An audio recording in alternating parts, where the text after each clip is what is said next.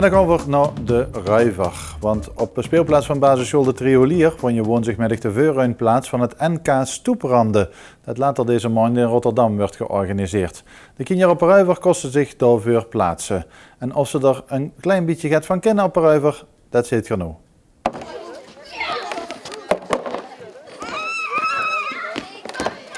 Wat zijn jullie aan het doen? Een stoeprandje. Stoeprandje, en hoe moet dat? We hebben daar, zijn heel veel kinderen, dan heb je stoepranden en dan moet je één moet aan, dan moet je een bal gooien en dan moet tegen de randje komen, en dan moet weer terugkomen, dan heb je weer een punt. Het moet eigenlijk tot 15 zijn, maar als je meer dan 15 bent, dan ben je door. Stoeprandje, heb je dat zelf ook wel eens gespeeld vroeger? Ja, zeker. Ja. In onze tijd was het nog meer. Ja. Op het bergje achterom om de hoek, daar hebben we wel een stoeprandje gespeeld. Daar kwamen geen auto's, dus ook was het. Ja. Nee, dit is ook wel een oplossing, hè? Dit is een mobiele stoeprand, lijkt het wel. Hè? Ja, mobiele stoeprandje. Wat een inwonersgroep als gemeente, Eline Linsen, die zit er helemaal in. En die heeft dit ook prachtig georganiseerd. Dat we hier in de gemeente Bezel gewoon de voorrondes voor het NK hebben. Als sportzorgmasseur maak ik me zorgen over het weinig bewegen. Dus vandaar dat ik via Jantje Beton dit naar Ruiver heb gehaald.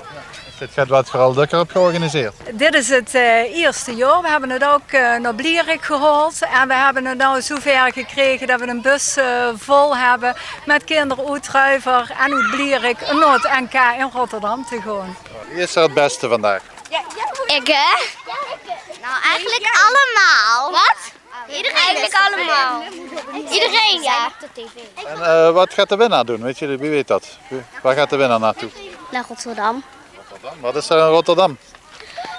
Nederlands kampioenschappen van stoepranden. We zijn al druk aan het oefenen. Is het moeilijk?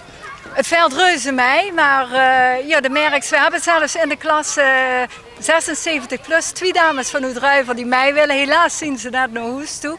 En zij kennen het van hun kinder.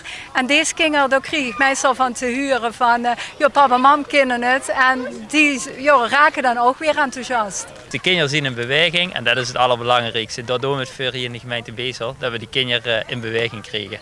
En nog een keer de spelregels. De bedoeling is de stoeprand raken. De stoeprand raken, vang ze hem met als ze raakt, dan krijgt ze 2 punten. De mug staat steeds dichterbij gaan staan als ze hem gevangen heeft. Maar vangt het tegen, die een tegenstander de bal, dan kan hij dicht maar aftikken natuurlijk als hij heel dichtbij is thuis. Het is maximaal 8 minuten en met 15 punten heeft ze gewonnen. De burgemeester die komt dadelijk nog en dan krijgen we de uitslag. Dus dat wordt nog spannend. Veel plezier. Ja, dankjewel. Ja, dankjewel.